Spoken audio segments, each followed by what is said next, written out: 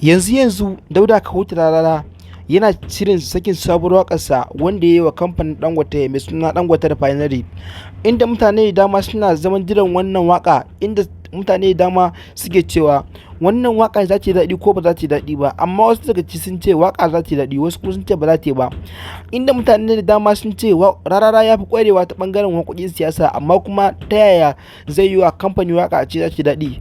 Wasu kuma sun ce a'a, rarara Dauda kahutu rarara Allah ya bashi basirar yin waka wadda kowace irin waka yayi za ta yi daɗi. Idan ba za ku manta ba, wani biki da aka yi wa ɗan Kannywood tabbas ya mai sabuwar waka kuma ta yi daɗi kwarai da gaske.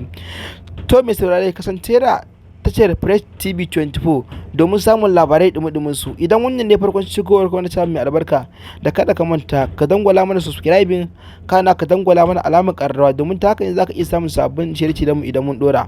Kai dai mai saurare, biyo mu har zuwa ƙarshen wannan bidiyo don jin cikakkun bayanai cikin wannan bidiyo, domin samun dan kaɗan daga cikin wannan waka da zamu saka ma ta Dauda kahutu rarara wanda yawa kamfanin Dangote mai suna Dangote Refinery.